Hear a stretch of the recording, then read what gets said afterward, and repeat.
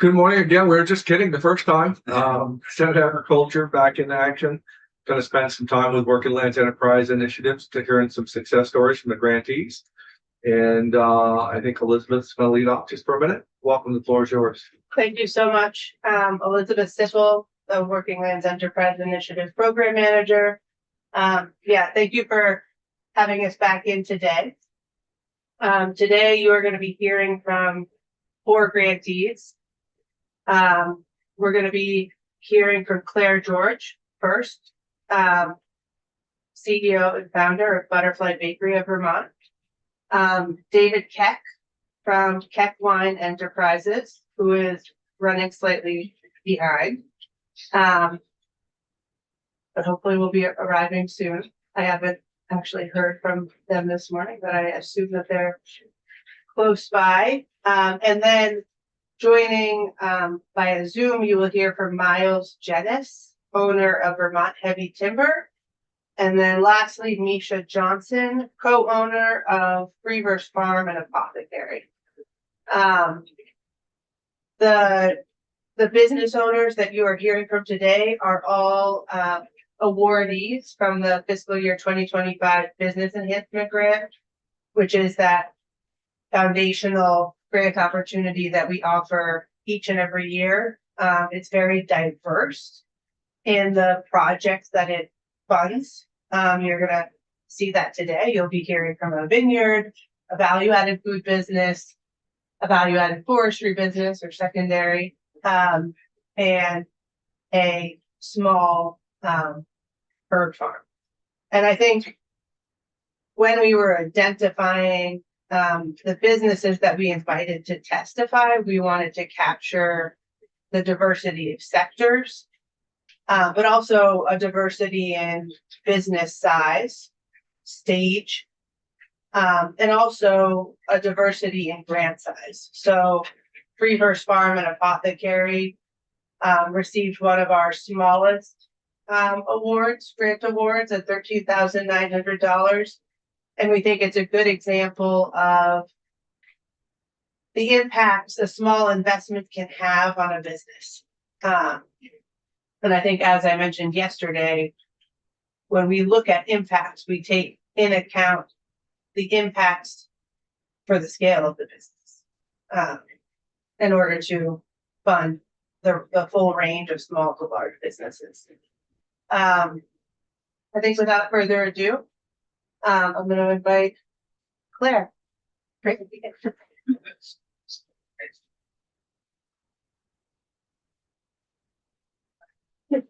No, I am going to be a little dependent on my notes today, so I'm able to get those. I'm Claire George. I'm the owner of Butterfly Bakery of Vermont, and I want to thank you very much for giving us grantees the opportunity to talk about what makes Working Lands so integral to what we do. I started Butterfly Bakery of Vermont as a small one-person, middle-of-the-night maple syrup sweetened wholesale bakery in 2003. I was baking alone, delivering my own products and doing everything by hand. Now, 22 years later, I have 15 employees, and our products are sold in every state and 7 countries. Our hot sauces have been featured on the hit YouTube show Hot Ones 4 times, and we have been recognized in Food and Wine magazine for having the best hot sauces in the country. That kind of growth and evolution does not happen in a vacuum. I was able to go from a small bakery to an internationally recognized hot sauce maker because of the long-term, patient investment that the state of Vermont makes in agriculture and the businesses that depend on it.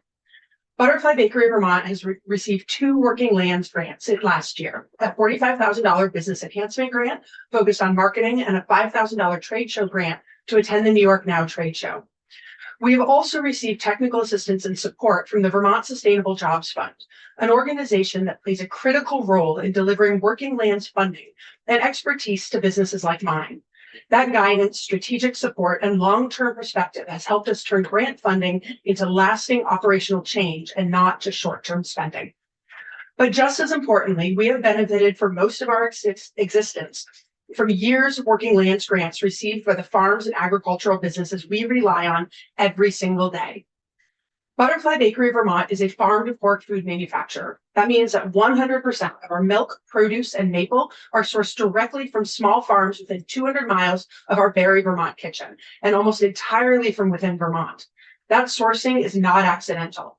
It's possible because Vermont farms are supported, stabilized, and strengthened by consistent public investment. In 2003, I did not set out to become a farm to fork food manufacturer. What I set out to do was make the best food with the best flavor. Again and again, I found that the ingredients with the best flavor come from Vermont soil. Historically, farm to fork food has been the domain of high-end restaurants with price points reserved for the special occasions alone. Because one of my superpowers happens to be logistics, I've been able to take that rarefied occasional world of farm to fork and turn it into something repeatable, distributable, and everyday. When small farms grow primarily for restaurants, they're limited by very real constraints. They're limited by the number of table turns on a Saturday night, by how many leafy greens can be harvested and sold before they wilt, and by how long squash can sit in storage before its quality declines. That model is valuable and important, but it is inherently capped by time, seasonality, and perishability. When farms grow for food manufacturers, those same crops can be transformed into shelf-stable products that last years and can be sold not just across the state, but around the world.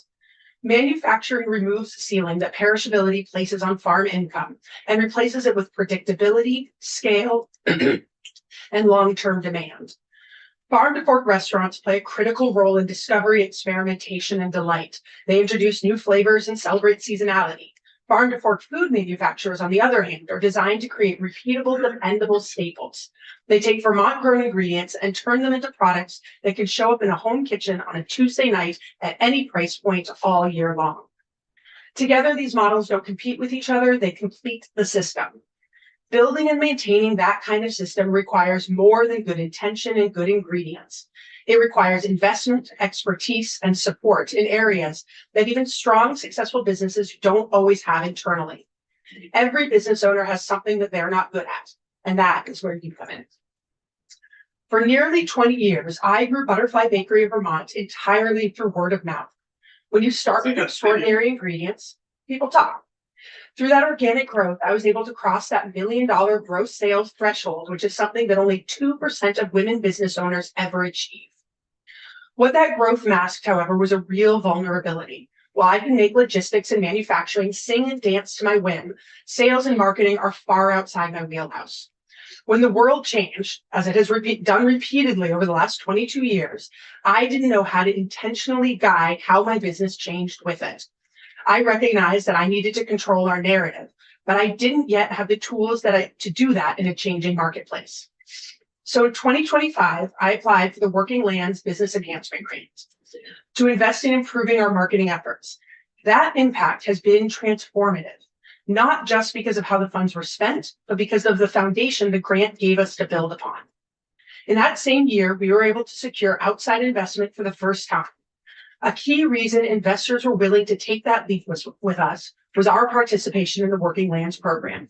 We could point directly to the trust that the state of Vermont placed in us and in our plans. That message was simple and powerful. If the state of Vermont believes we can make these plans a reality, then others do too. Our Working Lands grants are part of our larger plan to double our branded sales over the next 4 years, with roughly 20% growth per year. We are already seeing these changes take effect. In the fourth quarter of 2025, our branded sales grew 27% compared to the same period of 2024. Looking only at November and December, that growth was nearly 50%.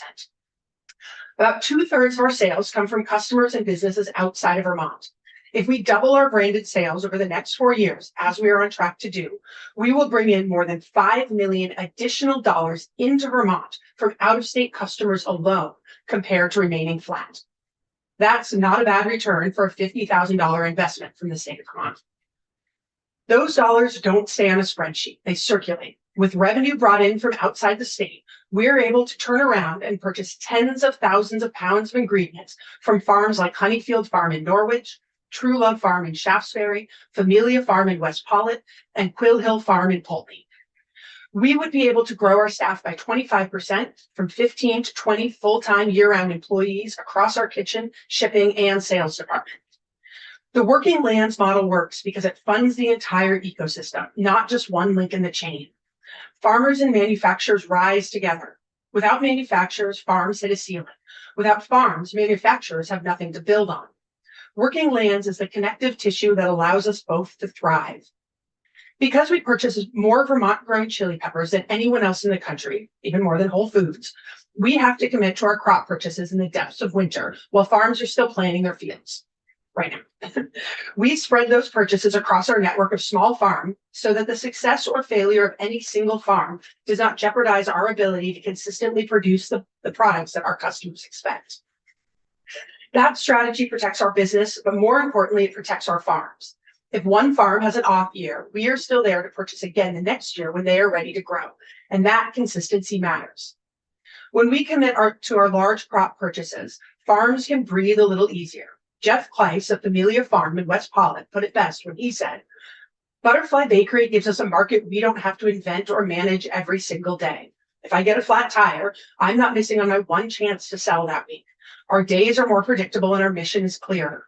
We can focus on growing 15 crops really well instead of juggling 30 just to stay competitive at the farmer's market. I can focus on farming instead of marketing."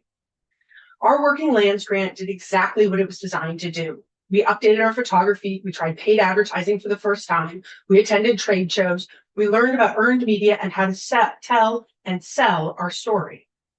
Some of these efforts worked incredibly well. Some did not work at all or not the way that we expected. But the grant allowed us to take informed risks. If something didn't pay off, it didn't threaten the survival of our company. That freedom to experiment allowed us to identify where to invest our own dollars with confidence and has directly contributed to the growth trajectory that we are on now. Without Working Lands support, we would have been limited to making only sure thing bets. When your expertise isn't sales and marketing, it's hard to know what a sure thing even looks like. For many food businesses, that path leads to competing on price alone and slowly abandoning local sourcing.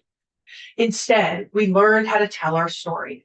We learned how to help customers understand why the farm that grows the chili peppers in their hot sauce matters to them, even if that farm is hundreds or thousands of miles away. Marketing, when done well, isn't about discounts or hollow storytelling. It's not about racing to the bottom on price or chasing short-term attention. At its core, good marketing is about translation. It's about helping customers understand what makes a product different, why the way it's made matters, and how their everyday purchasing decision connects back to real places and real people. For Vermont-grown products, marketing is the bridge that allows a small farm in a rural town to reach a customer they will never meet in person. It gives Vermont farms and food manufacturers a platform to compete nationally, not by pretending to be bigger or cheaper than everyone else, but by clearly communicating value, integrity, and quality. When marketing is done thoughtfully, it ensures that Vermont-grown ingredients are treated not as commodities, but as something worth seeking out, paying for, and sustaining over the long term. The Working Lands program allows businesses like mine to plan 5 or even 10 years ahead instead of operating in constant crisis mode and scrambling for cash every quarter. That long-term perspective changes how we make our decisions. It allows us to invest in people, infrastructure, and relationships rather than chasing short-term fixes or delaying necessary improvements. That sustainability ripples outward. It helps keep Vermont lands working by giving Vermont farmers the confidence to invest in their fields, their equipment, their people, and their soil. When farms have predictable markets, they can focus on building healthy, resilient soil and communities instead of simply surviving to the next season. In turn, businesses like mine are able to grow in a way that is durable, values aligned, and capable of weathering economic shifts, climate challenges, and market disruptions rather than being undone by them. Vermont has an opportunity to continue leading the nation in how it supports working lands, not as a nostalgic ideal, but as a modern, resilient economic strategy. Programs like Working Lands prove that relatively small, targeted investments can generate outsized returns in jobs, tax revenue, and rural vitality. Thank you for continuing to fund this program. Thank you for putting Vermont in a position to lead the way in producing the best food in the country.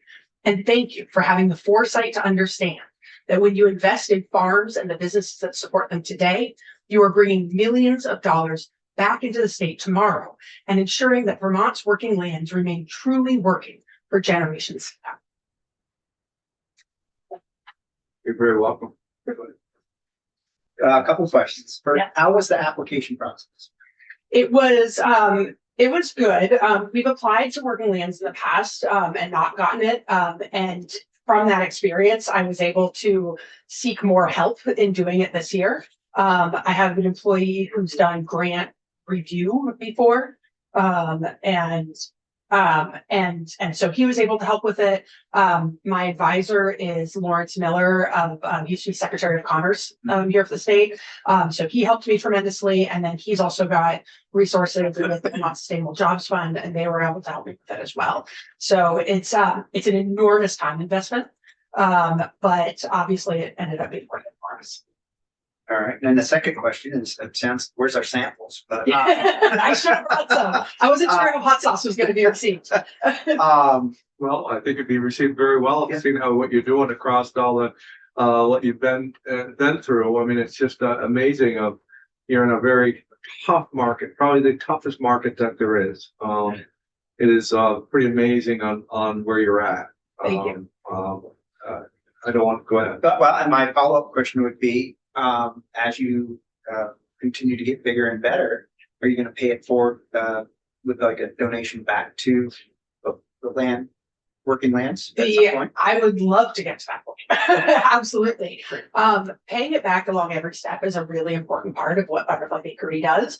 So from the very beginning, when I was still earning an income under the poverty level, we were doing things with the Butterfly Bakery platform that I could never do as an individual. So we have our generosity program where we make a specific sauce and donate a portion of the proceeds. So we have our Pride sauce that comes out in June that we donate. Historically, we've donated to Pride Center of Vermont.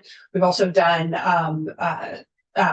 our website. We donate a percentage of every website sale to the Vermont Food Bank. Our Ghost Fairy Pickle hot sauce donates 5% to World Central Kitchen. So it's one non-Vermont organization, but we believe very strongly in feeding people. And World Central Kitchen, as you know, has come and fed us during our floods. So really important organization. So that's something that we do every step of the way. I have way more interest in bringing it back to the world that I'm in than to like turn a big profit in my pocket for billionaires. Thank you, Mr. Chair. I have a couple of questions as well. You talked about price points. Yeah. So I'm curious what the gap might be, and then the second part is talk to us a little bit about, because I see two markets here. There's retail and then there's restaurant. And how do you get your product there? Yeah. So we actually don't do a lot with the restaurant industry. Their margins are super, super tiny. And obviously, as a non-Tabasco or McCormick of the world, we don't have the margins that generally support it. We do a little bit with restaurants, but mostly we do wholesale and direct to consumer. Okay. So wholesale and co-pack. We're also a co-packer, so we produce other people's products for them. And that our co-pack clients are all over the United States. So wholesale and co-pack are probably or actually the majority of our business at this point, 90% of our business or so. Direct to retail is actually where a lot of these marketing efforts that we put in, we've discovered that that's where it's really resonating. So our website has more than doubled in the last year. And then we've also been doing a lot more events. So when I talked about, things didn't work the way we expected, we did the trade show grant and we got, the trade show grant paid for itself, but we didn't see the growth bump that we got from direct to consumer. And so the things that we learned from doing trade shows and building out a whole trade show booth, we've now been applying it to doing more direct to consumer events. So we're doing events basically pretty much every weekend between now and the end of the year. Okay. And the margin is? The margin is obviously way better for direct to consumer. A lot more footwork. You're selling individual bottles, wholesale. You're selling whole cases. So our gross COGS are in the 50 to 60% range. As we do more direct to consumer, that's dropping. Co-pack, it's more in the 80% range because those margins are much tinier. Right. I love Copac because I love manufacturing. I like making things, and that's where sales and marketing has been something I've really had to learn. And so Copac allows me to make other people's things and let them deal with the sales and marketing, but it also allows us to learn. We're learning every step of the way, and it allows us to apply our sourcing expertise to our clients. So we've got clients who we source Vermont peppers for that they don't care where their peppers come from. They just want the best tasting peppers. Yeah. And we source all of our peppers, we order them now, we receive them in the fall, and then we have a 2,000 square foot freezer that we put it all in. And so one of our clients is in New Hampshire. He definitely doesn't care about sourcing. He just cares about good sauce that people want. But he has now started to contract with our farms, like with Honeyfield Farm, with Quill Hill, Familia. And he started doing that because when he was buying it all in the commodity market, he might be paying $2 a pound for a habanero in the peak season, where we're paying between $3 and $4 a pound for those habaneros. But in the off season, he's paying $8, $10, $12 a pound. And they're crap.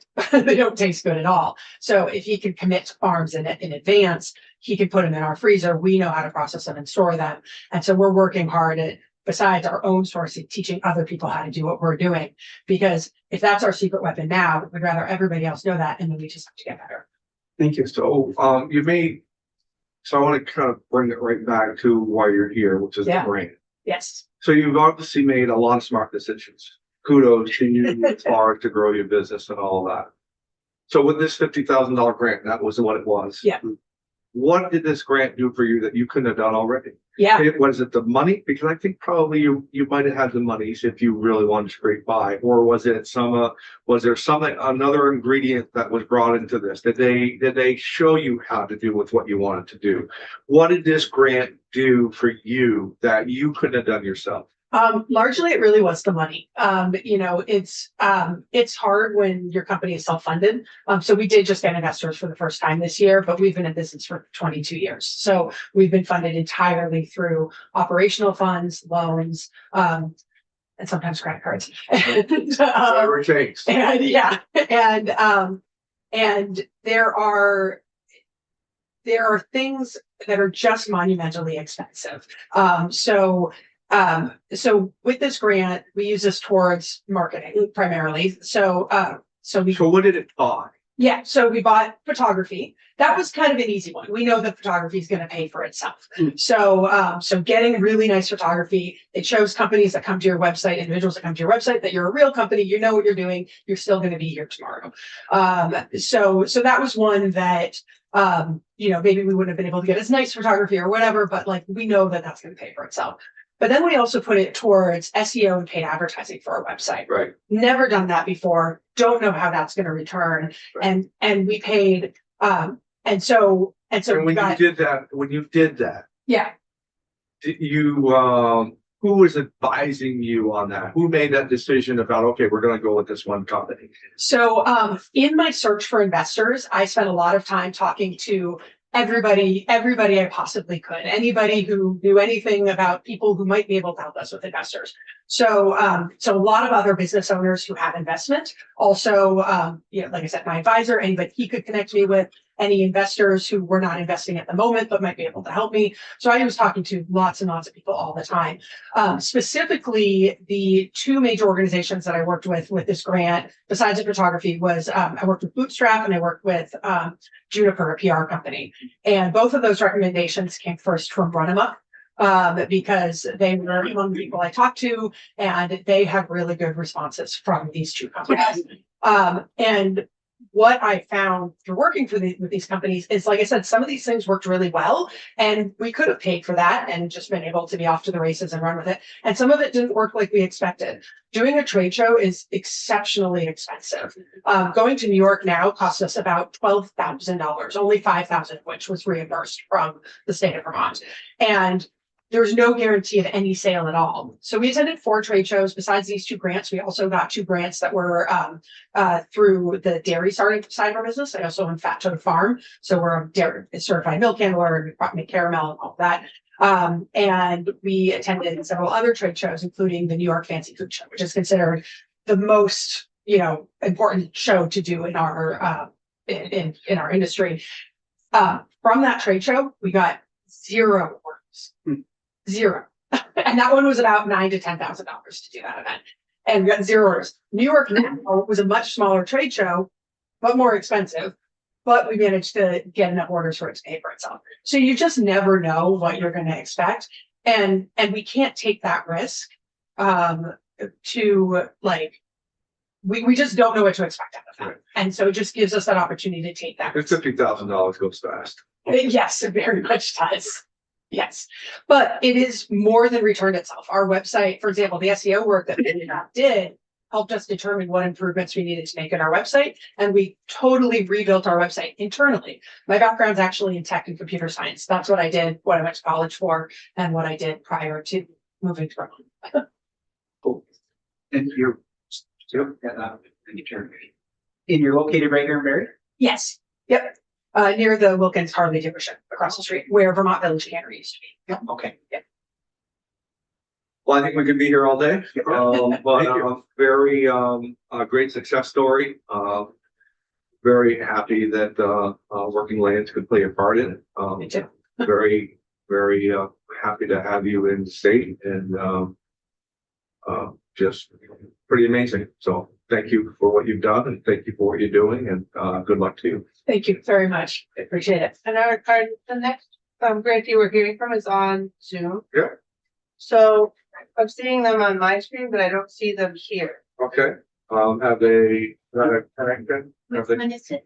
It's Freeverse Farm? They are on. Yeah, that's what I, Need to just take off their audio and video one. okay. So Nisha, hopefully you're hearing this. And Can you hear me? Yes. Yes. And can you turn on your video so we can see Yeah. you? Yeah, just a sec. Thank you.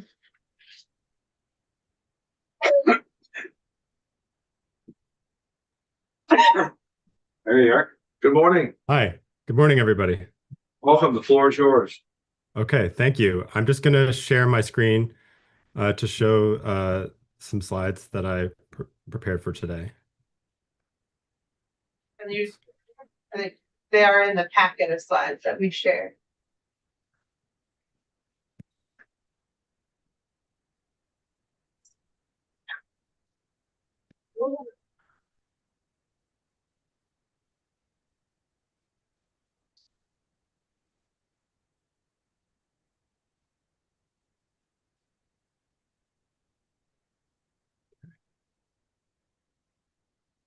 Okay, does that work? Everybody can see? Yep. Okay, thank you. So thank you for giving me the opportunity to share a little bit about our farm and to talk about our experience with the Working Lands Grant. My name is Misha Johnson, and I'm the co-owner of Freeverse Farm in Chelsea.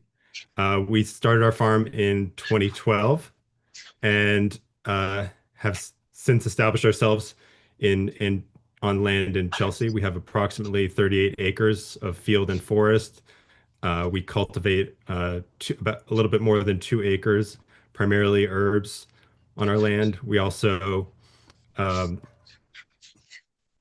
grow approximately 100 different herbs that we cultivate in these fields. Our farm, as you can see in the image here, is located just overlooking the village of Chelsea on the first branch.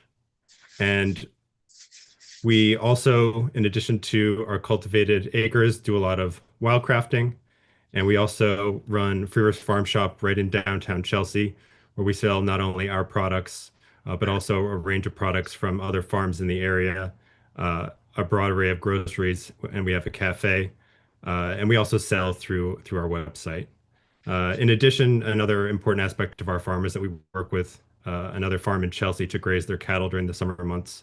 And they're an important part of building up the fertility on our land and helping us especially improve the wild harvesting open acres that we have on our landscape.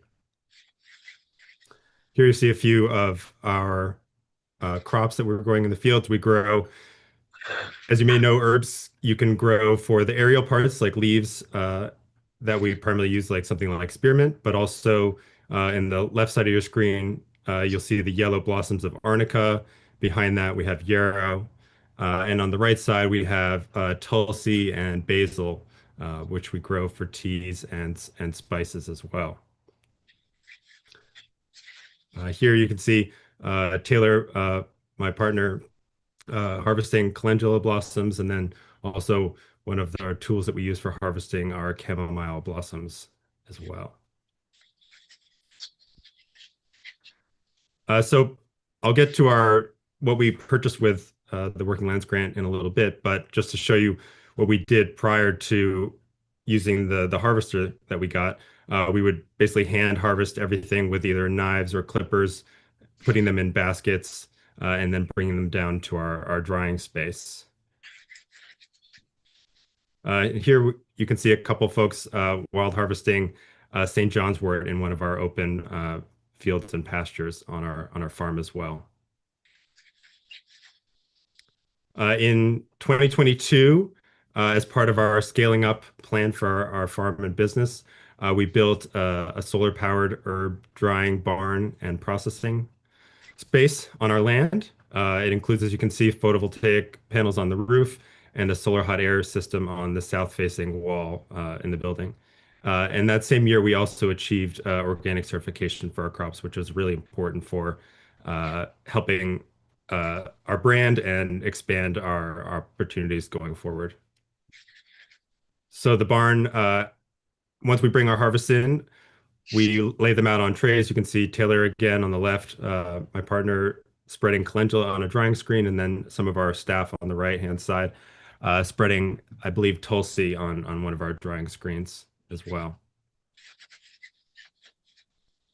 And here's our drying room. So each of those trays gets put onto trays. When we scaled up and built our barn, we went from approximately 300 to close to 500 square feet of drying space.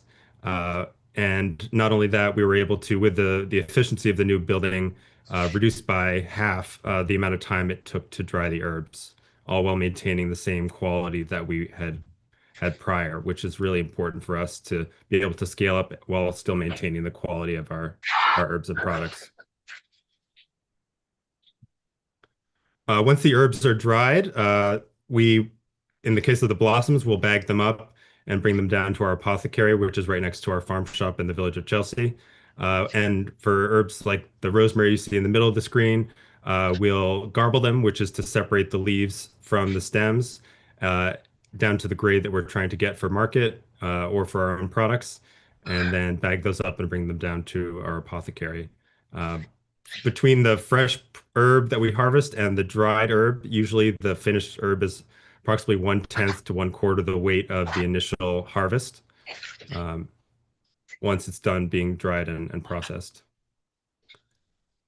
So here I'll tell you a bit more about our harvester. We purchased this through TerraTech, which is a company in France that produces equipment and tools for small scale farming. And the way it works is that there's a cutter bar on the bottom left part of as we're looking at the screen, on the bottom left part that cuts the herb, and then the reel knocks the herb onto a conveyor belt, and the conveyor belt lifts the herb up into the blue tote that you can see just in front of me harvesting there. And then, as you can also see on the right side of the screen. Funded, just. Say that again? So I was just clarifying that this was specifically the grant funded tool. Yeah. So we got a little bit more than 13,000, I believe, to purchase this tool, and it came directly made to order from France. And as part of our scaling up, we needed to find ways to improve efficiency on our farm. One of the most time-consuming things on our farm has been to harvest the herbs by hand, as you saw in one of the previous slides. So for example, to harvest 100 bed feet of a crop would often take perhaps 3, 4, or 5 man hours to do. Whereas with this tool, we can do the same amount with just one person in 10 minutes. So the improvement in efficiency for harvesting was dramatic, and it has so many knock-on effects from that, not only getting the herb into a tote or into our harvest cart and getting it down to the barn as soon as possible so it doesn't degrade in the hot sun and in the field, but it allows our employees to not have to spend so many hours bent over harvesting during the day. And it allows us to spend time on other tasks. For example, just making sure that the crop is clean and healthy for the harvests, or spending time doing other harvests like harvesting blossoms. And additionally, it's so quick to harvest that we can actually get multiple harvests out of the field in one day. For drying efficiency, it's really important that we fill up our barn sort of as much as we can completely, and then dry the herb over the course of 2 or 3 days, and then empty that out by processing the herb and then bringing in another harvest. So it has just dramatically allowed us to speed up the whole, not only harvesting process, but the drying process, and making sure that we're using the best, making the best use of our drying space. So I have a quick question. Is that tool powered by an engine or a motor, or is it humanly driven? Good question. So TerraTech offers two different models. They have one that you push and you actually use a drill battery to power it. You can see just in front of me on the harvester, it's got a large battery there hanging on the side of the machine. So it's completely electric. Okay. And there's motors for each of the wheels to self-propel it. And this scaled up version is different than the smaller version, which is good for things like spinach or mixed greens. This allows us to harvest what we call aromatic crops, or oftentimes with woody stems, things that wouldn't work with the other model. So something like rosemary or lavender or other crops that are tougher to cut can be done with this. And because it's self-propelled, one person can stand behind it and move it down the row without any assistance needed. Thank you. Yeah. And I think that speaks to also what we're trying to do with our farm and the barn that we built several years ago, which is to electrify as much as we can. It's never been our goal to have lots of big machinery on our farm, and we find that being able to have small scale equipment that allows us to still be closely in touch with the herb and the quality of our product is what we're seeking and what we're able to achieve as we scale up with this tool. So our goal over the next few years is to go from producing approximately 600 to 800 pounds of dried herb a year up to 1,500 to 2,000 pounds within the next few years. Where's We your received this. Say that Where's again? your markets now? Where do you send your product to? So as I mentioned, we have our shop in the village, so people come directly into our store to purchase herbs. We also have an online store where people will purchase not only our products, but also the bulk herbs that we sell. And then we also have a large wholesale market. We work with Food Connects and the Acorn Food Hub to sell our products around Vermont and New England. And then we also sell direct wholesale to customers in primarily Vermont and New England, but also further afield around the country. And you think that you have enough room for capacity to still sell your product? You mean in the marketplace? If you increase to where you want to be, you're comfortable. Yes. You have room to be able to do that. Yeah, absolutely. From our own experience and also talking with other herb growers, the market is there's so much more capacity to scale up. I think like food and many other markets, the industry has been globalized and a lot more people are seeking to find higher quality products closer to home. And we're able to meet that demand, but we still haven't been able to meet demand. We sell out of our herbs every year as we continue to scale up. And I know the same thing happens for other growers as well. My next slide, I just wanted to show you a short video of the harvester in action. And this actually was our first crop that we harvested. This is skullcap with the harvester. It's cooler in slow motion.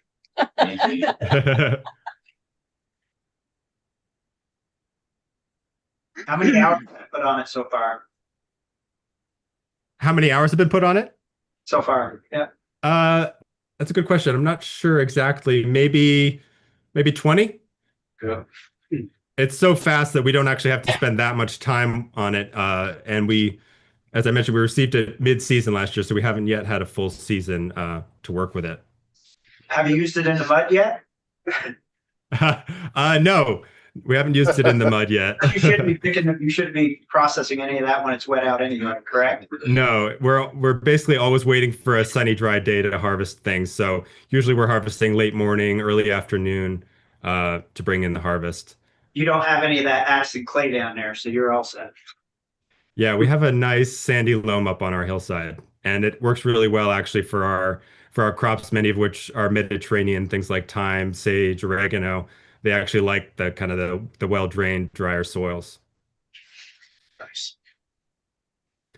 This is just an example of one of our tea blends and the dried product that we have.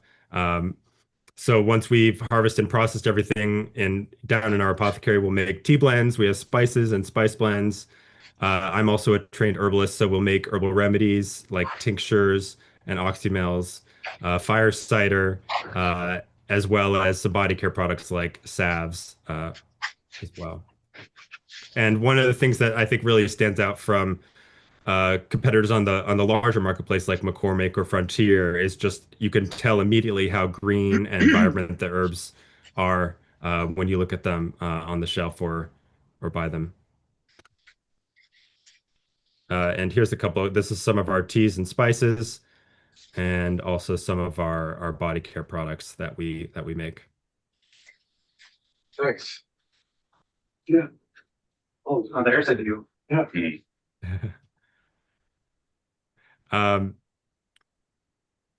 Let's see. I guess I would just also wanted to speak to the long-term impacts of having this harvester. So I mentioned that we grow approximately or cultivate approximately 2 acres and also do some wildcrafting on some additional acreage as well. But we're hoping to scale up our cultivated space from approximately 2 up to 3 or 4 over the next 5 years or so. And having this harvester will allow us to scale, particularly the leaf crops that we grow, like I mentioned, spearmint, skullcap, as you saw in the video, oregano, sage, and many more herbs, which are some of our highest demand herbs, not only as bulk dried herbs, but also for our own products. So having this harvester will allow us to scale up without dramatically increasing our staffing levels, which hiring staff is always tricky. I think we've been very lucky to hire some really wonderful folks, some who have farming experience, but others who come to us with more of an herbalist background, but are seeking to work directly with the herbs. But we think that we can scale up we can basically double our production without needing to double our staffing because we've got this tool allowing us to be much more efficient as we do that. Was this the first time that you applied for one of the grants? No, I think we've been applying for Working Lands grants almost since we started our farm.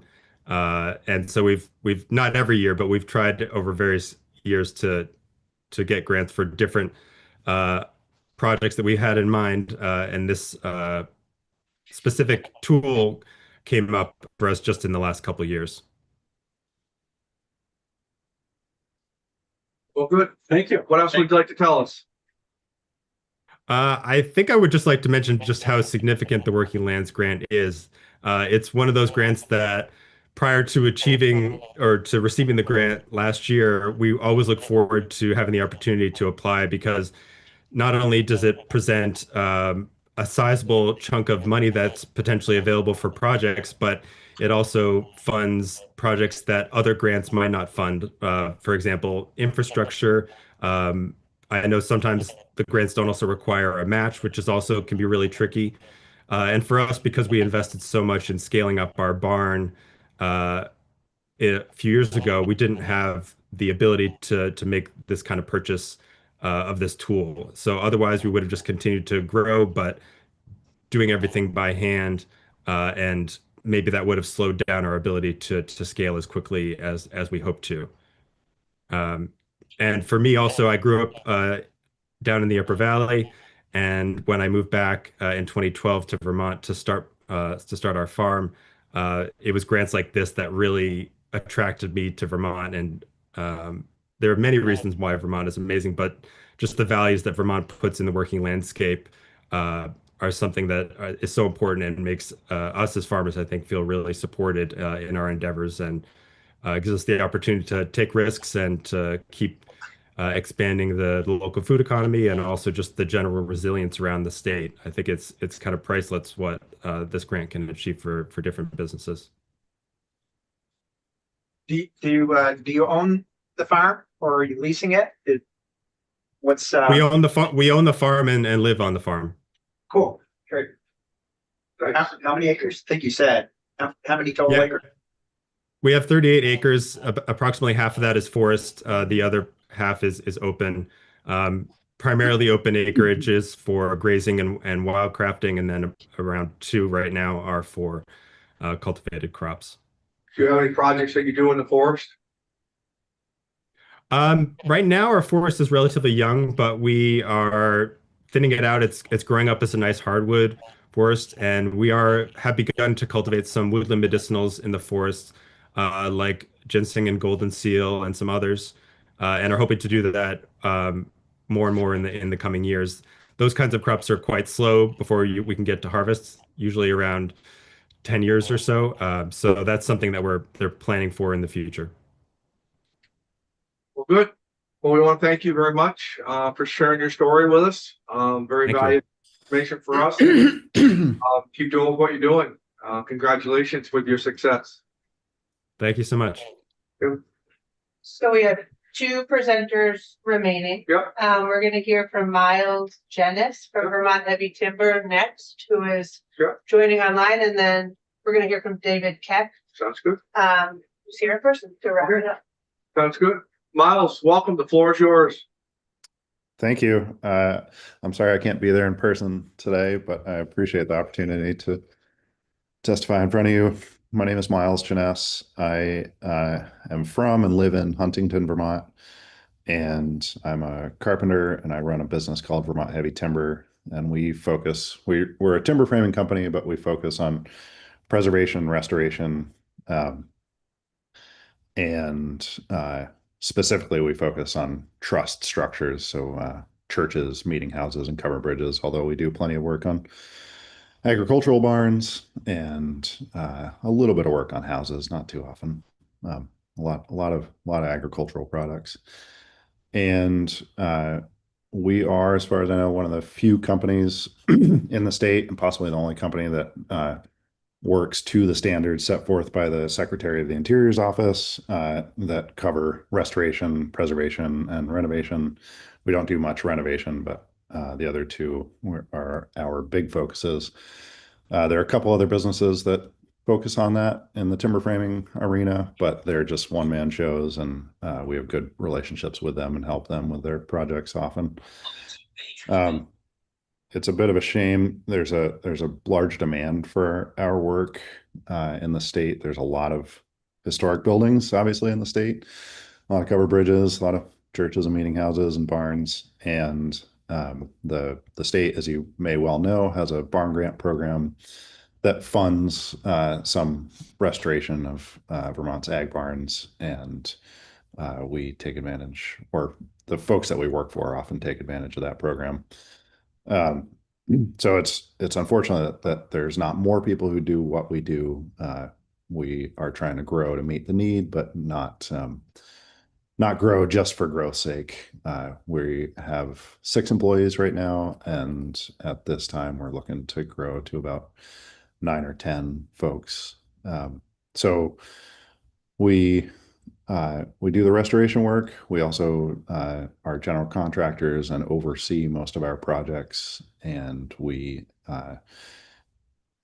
during the course of our work, we're often lifting and moving buildings to be able to get to the foundations and fix the timber frame. So we have the ability to do jacking and house moving, and we do some of that as well. We were given a grant by the Working Landscapes Board for $50,000 to build a drying shed right next to our shop here in Huntington. And we are using that. We're going to be using that space. We're not quite done with the project, but we're pretty close. we're going to be using that space to dry timbers, to be able to store timbers. Right now, we don't have a great way to store timbers, and we generally use our winter time to be able to cut and prep as much material as we can for the projects that we have ahead of us in the summers. Sometimes, occasionally, we cut some new framing in the winter, and we also will go and measure all of our restoration projects that are coming up and pre-cut those timbers.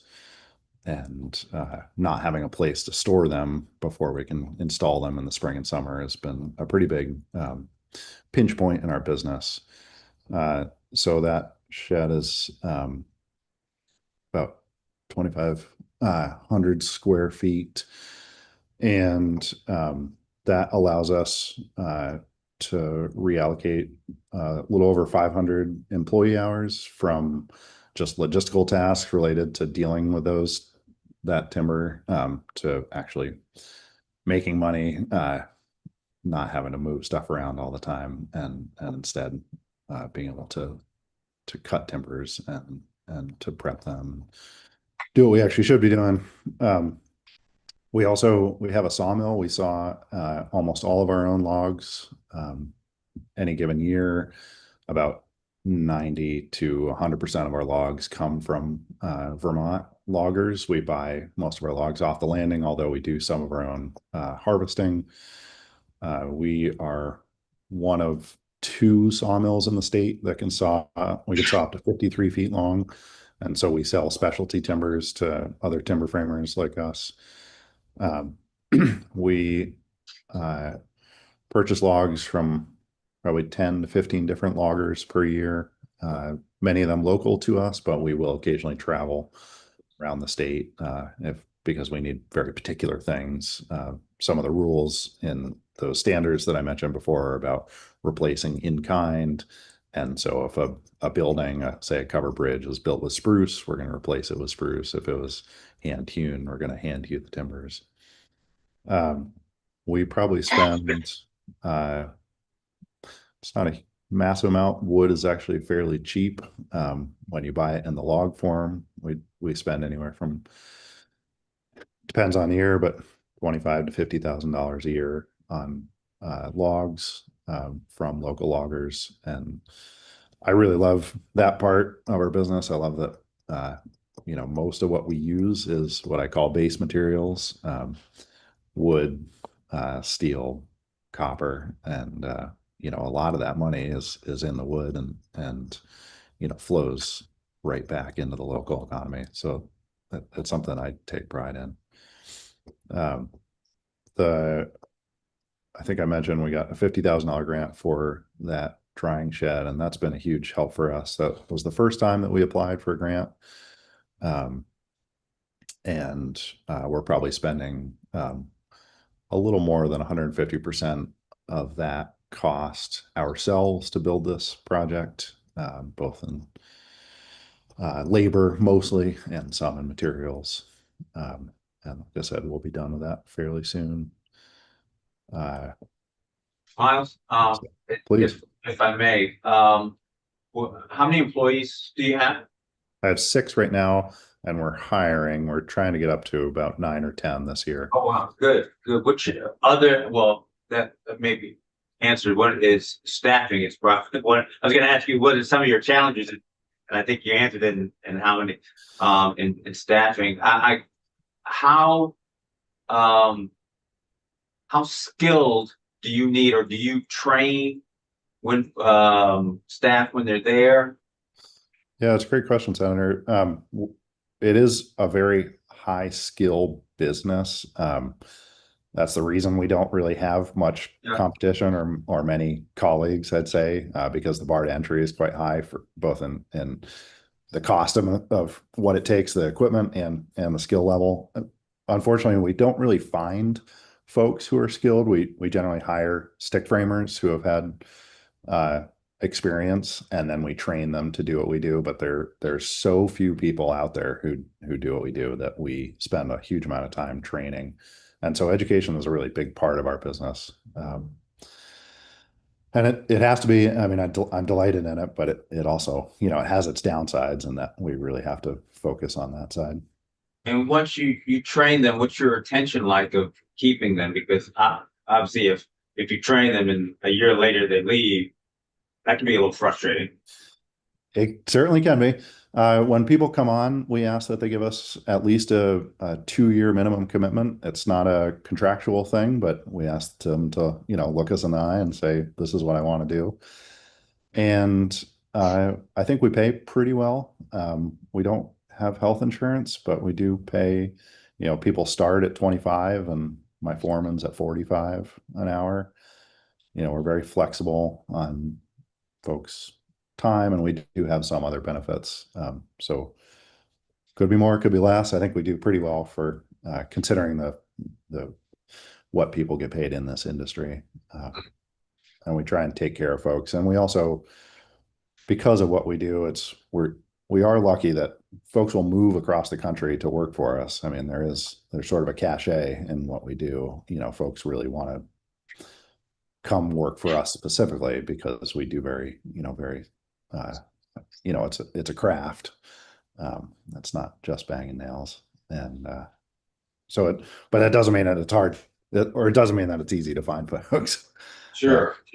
Miles, do you use old timber frames as well, or is it all you cut and manufacture your own and like have an old standing barn? Yeah, it's funny. So many people ask us this. We generally don't take down old barns. One of the strictures in that set of guidelines that I referenced earlier is about readable repairs. So we're trying to make sure that we would never fool, you know, a historian, an architectural historian in the future. And so we're never putting old timbers from a different building into another old building. Generally, if we're working on an old building, we're using new timbers, but we're using the same joinery and the same conversion techniques, whether it's hewing or sawing. Thanks. Miles, what else would you like to tell us? Well, what I'd love to tell you, I would say a couple things. The Working Lands Enterprise Board has been, you know, that grant has been big for us. I would say that project is something that we would have done someday in the future, but for us to be able to do it now is a huge help. And I think that the money that we got will certainly go right back into the Vermont economy. There's a huge amount of money that passes through the business and stays right here in the state. And like I said, I'm really proud of that. The other things I'd like to say purely on my own recognizance,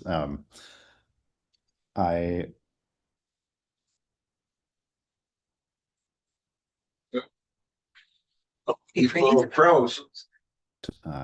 I think we'll be able to use some of the infrastructure that we built here for that, called the Shaker Mountain School.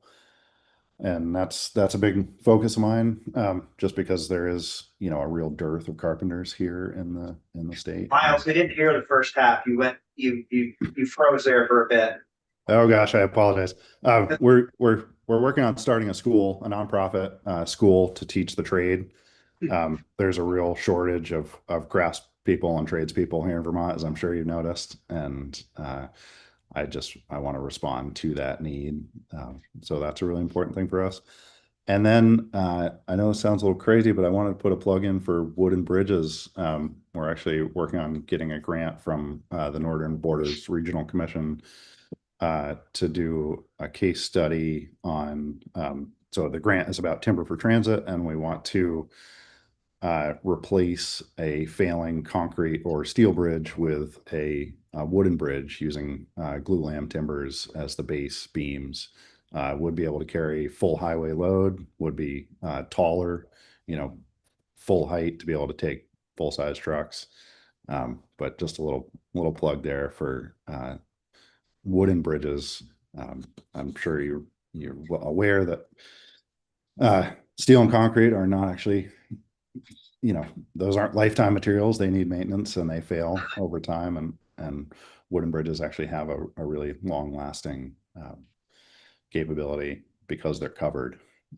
So just a little plug in your ears. I don't think you can get anything more Vermont. Exactly. It really seems to fit. You know, we could teach some carpenters. We'd be able to keep a whole bunch of money in the state, and I think it would really fit the aesthetic in Vermont. Very cool. Thank you. Well, thank you. One last question, application process, how'd that go? It went quite well. We had been given some technical assistance by the state through one of their programs, and that's through the UVM extension. We had a couple folks helping us with application, which is great. And I found it pretty easy. Could you have This done was it personally yourself without the help? Yes. Yep. Okay. Yep. It's just a matter of timing. There's a whole bunch of stuff I got to do. So if I can get help, I love help. I hear you there. Well, thank you. Appreciate you coming in. Hope you keep up with your continued success, and it was great to hear your story. Thank you very much, sirs. Have a good day. Yep.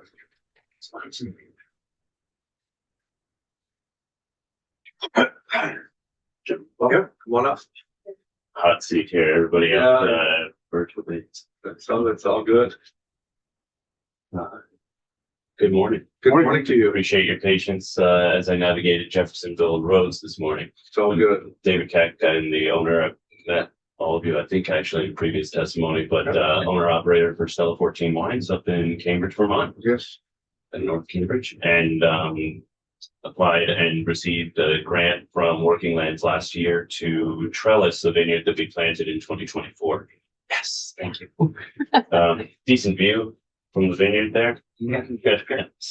So, I've testified in the past about sort of the potential and what I think is really an agricultural landscape that Vermont could benefit a lot from, developing vineyards, just from both a purely economic standpoint and use of the land, keeping land in agriculture, but then also from a tourism and tax dollars perspective, I think there's a huge amount of potential.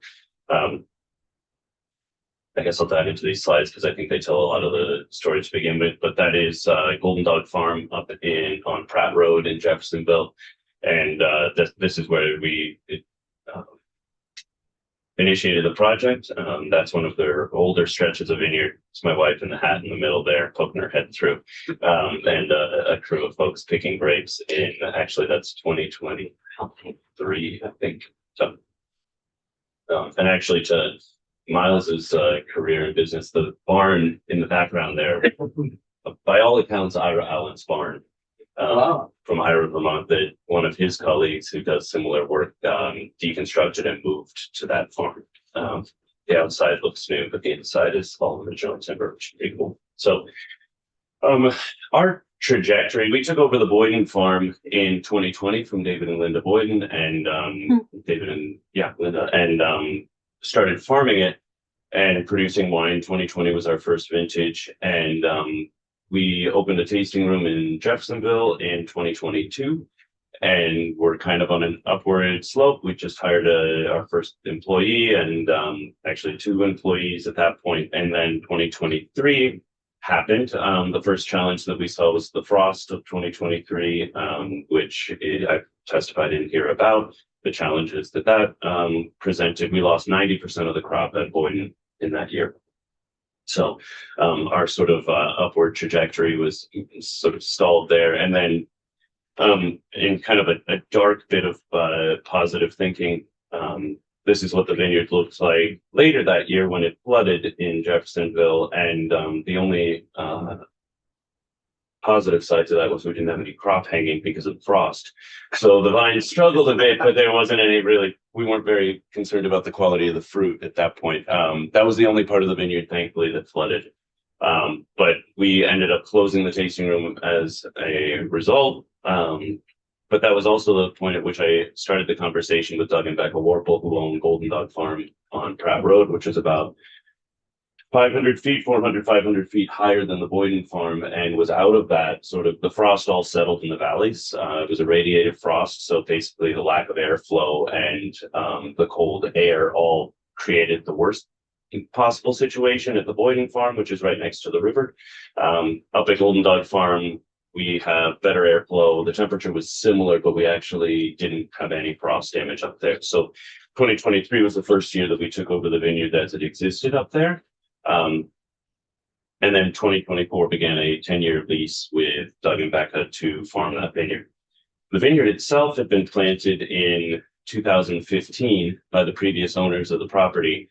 And it was planted, let me see if the next picture actually helps this. It does a little bit. So it was planted as one enormous 7-acre stretch by the previous owners who were on the property maybe a couple times a year to be there, but their full-time residence was not the 270-acre farm that they built and brought all these beautiful buildings to.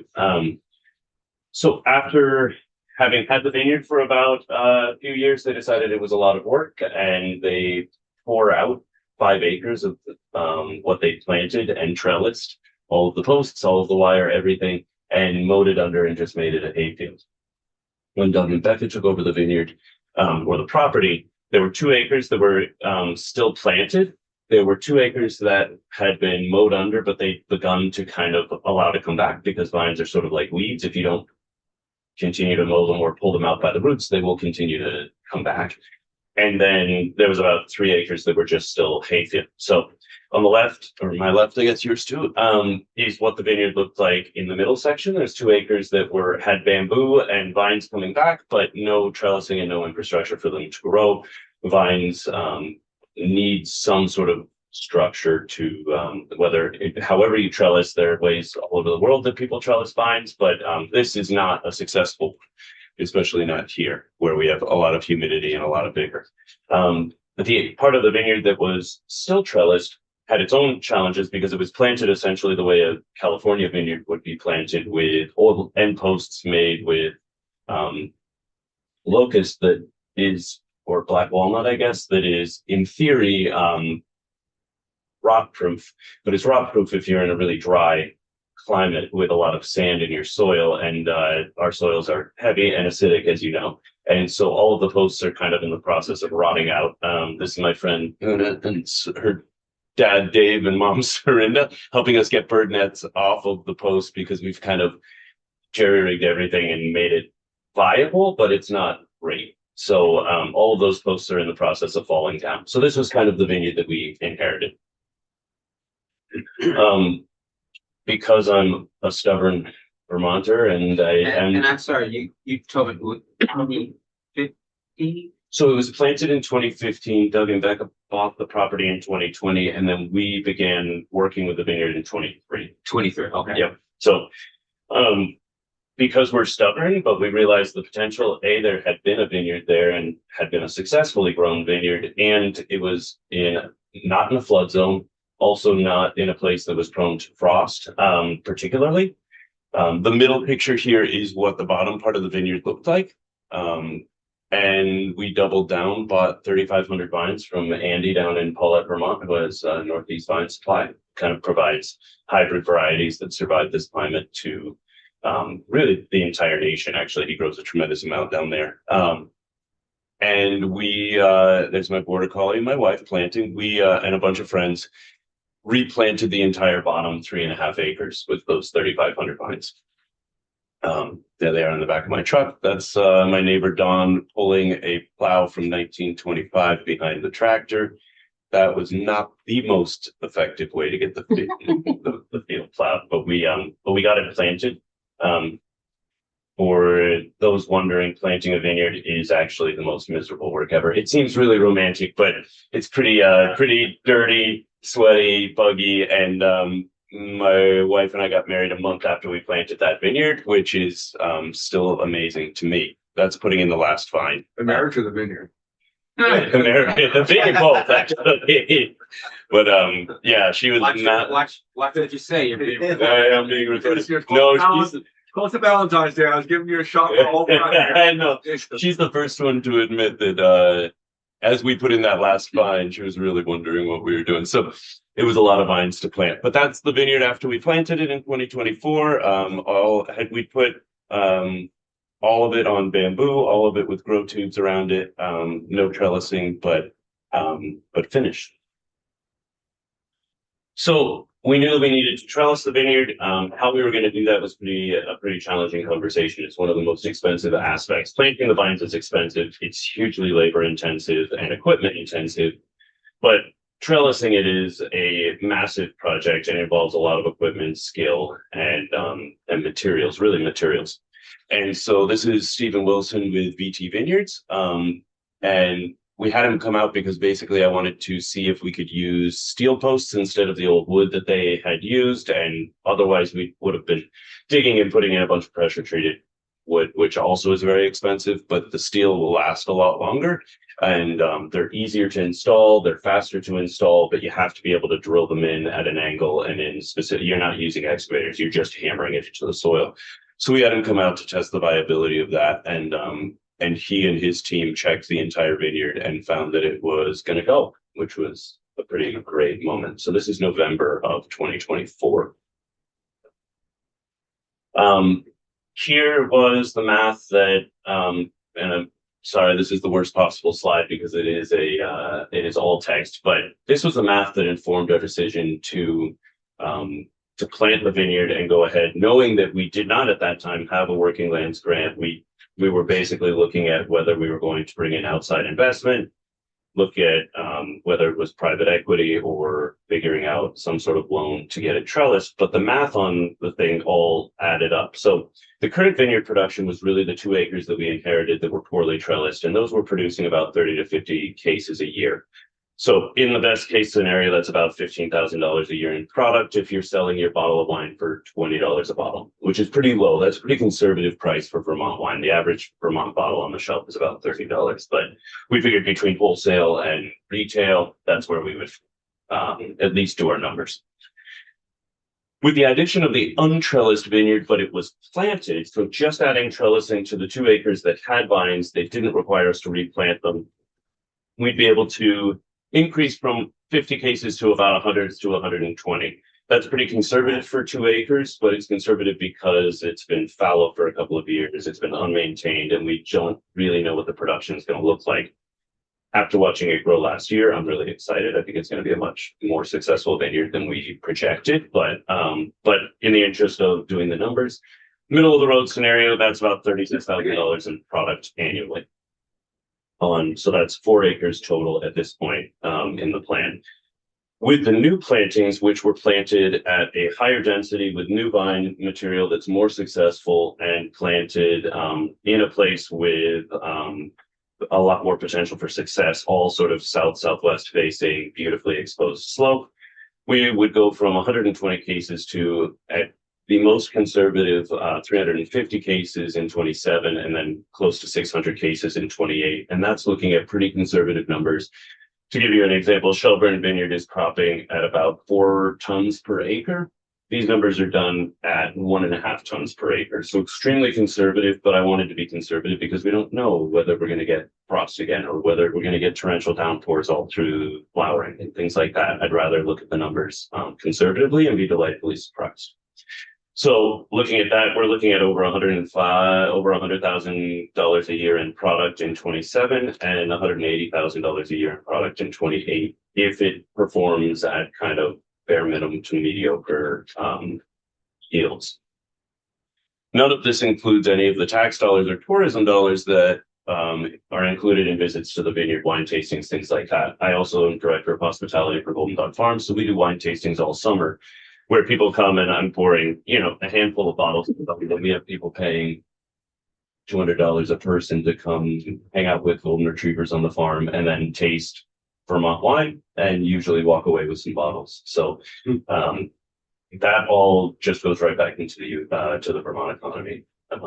So those numbers made sense to me, considering the amount of investment we were looking for trellising and the amount that we'd already put in with the planting.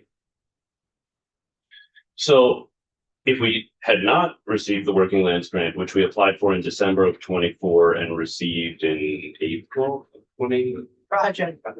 You probably received notification in January and then February, signed your grant agreement in March. that sounds right. So we were essentially spending the winter looking at what it would take to fix the old trellising, which was in such rough shape, trellis the reclaimed part of the vineyard that desperately needed trellising. Those were the two most time sensitive aspects. And then how are we going to take out loans, find private equity, et cetera, to trellis the rest of the vineyard, which is really the heaviest amount of financial investment, but also could put off a couple of years because we planted it in the middle of 24. We kind of had until 26 to trellis it.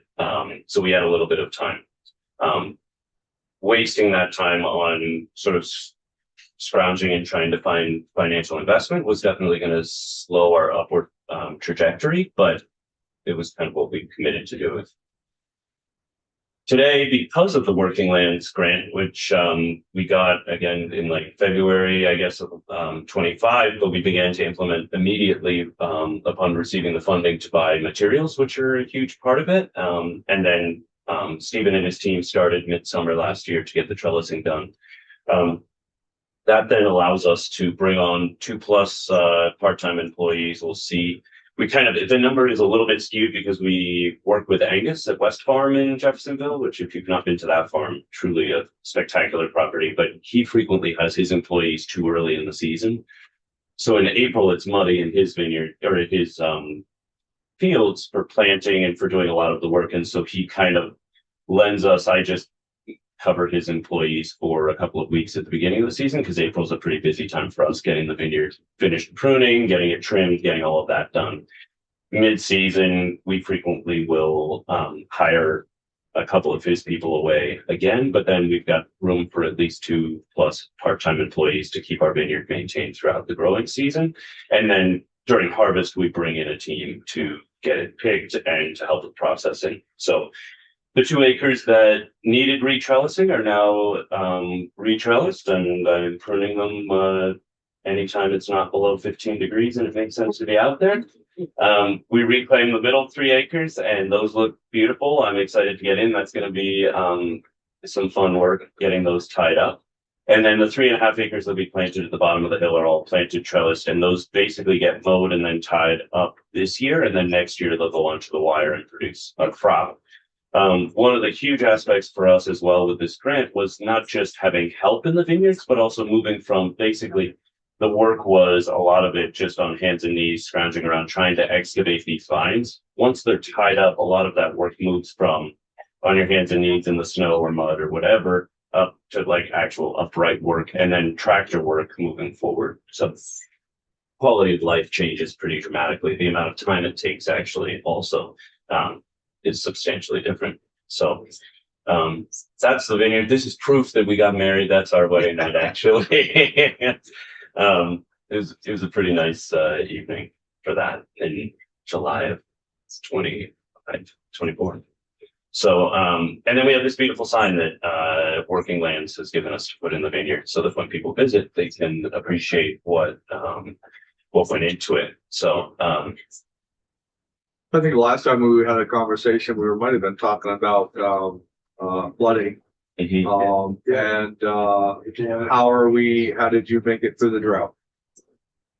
I hate to say this with so many colleagues who suffered because of the drought, but it's kind of perfect for growing grapes. Right. We had one of the best, cleanest, prettiest harvests we have seen in either this or the Boyden Vineyard. We picked faster, and in 22 is actually the perfect contrast because it was disgusting in September. It poured rain. I don't know if you remember, but basically frost as well. You had some frost in 2019 or 2020 in the fall, and then 2022 soaking wet all through harvest. So we spend a lot. We dropped probably 50% of the fruit on the ground just because we're out there sorting through it all.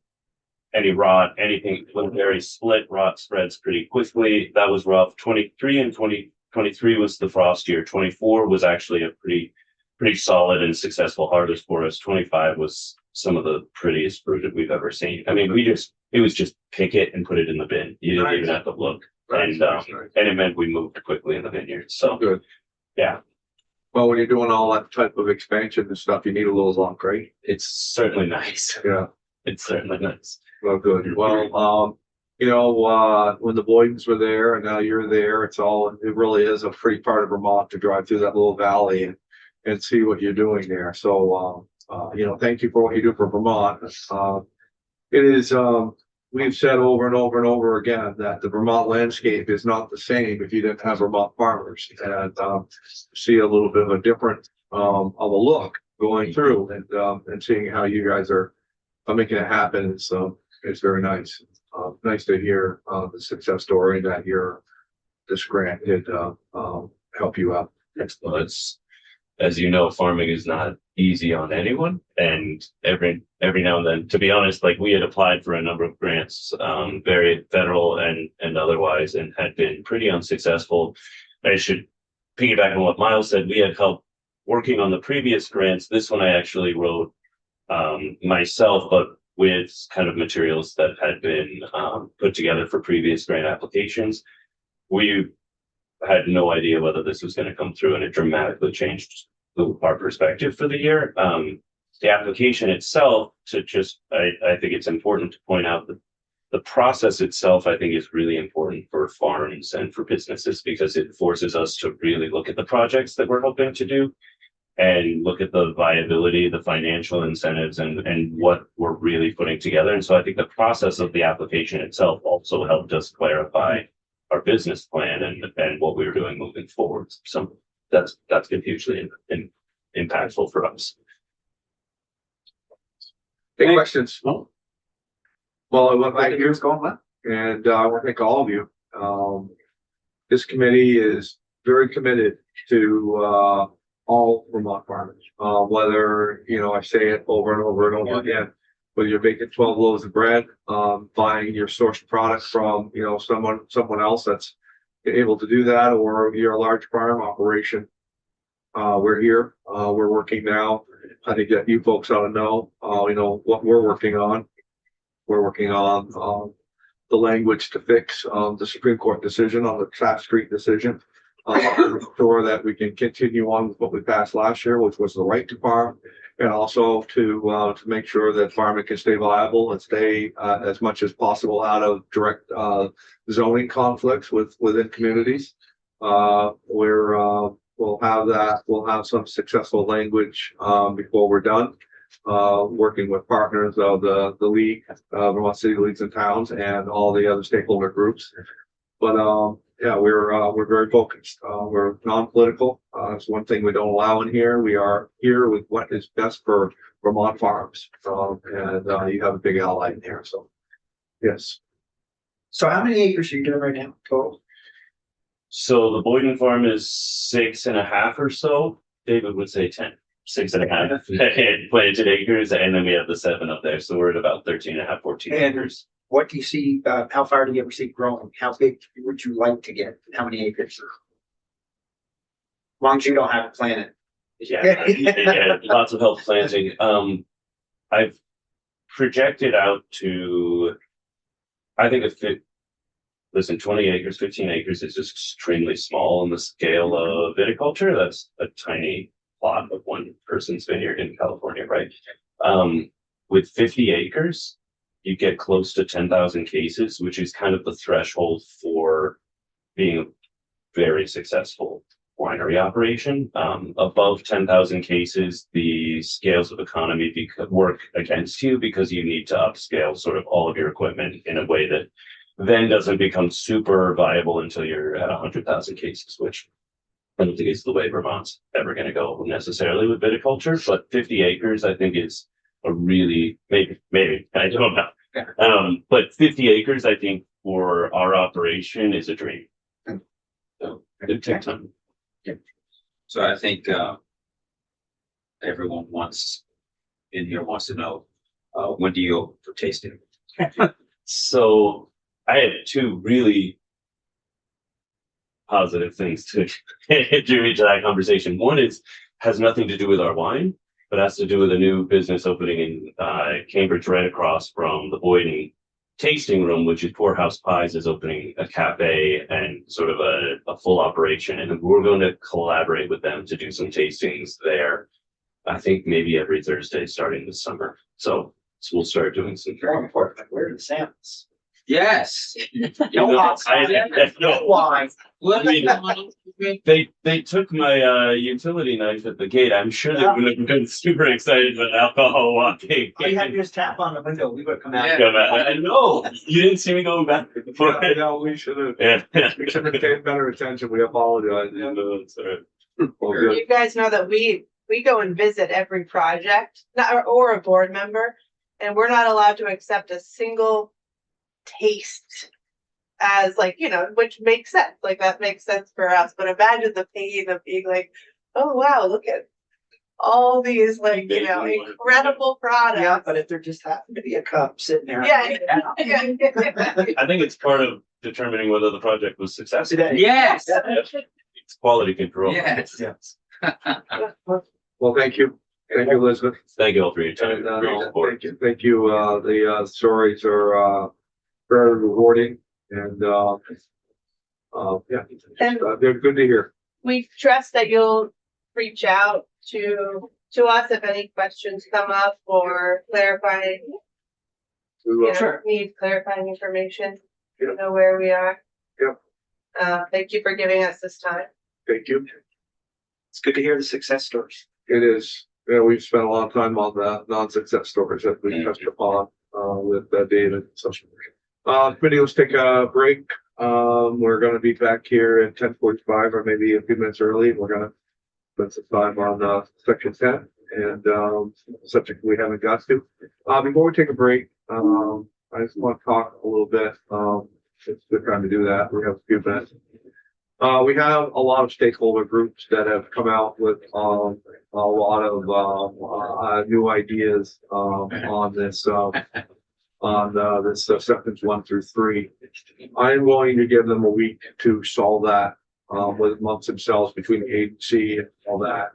And if they can't solve it, they can't get to it. I'm not coming in here and listening to, you know, I'm respectful of all of that stuff, but, you know, I think we have a pretty good idea what we want to get to. I have a pretty good idea that we know where we can get to. If there's some more, I think there's just some more conversations for those folks to hammer out amongst themselves and then bring it back to us. And if they can't do that, then we'll make a decision. Sure. So I'm gonna put that on hold for a little bit. You guys will probably get some discussions, but as of right now, I have, Steve and them are going to talk and, the agencies and all those guys. I mean, they need to hammer it out. Yep. So I'm gonna give them that time and then we'll start that. Other than that, we're gonna start to move on some of our other stuff. So everybody good with that? Yep. Okay, everybody changes anything or wants to do anything, just let me know. But it's kind of, you know, they need to do some of their heavy lifting and resolve some of their differences. So, okay, so we'll take a break. We probably won't start any bit earlier, but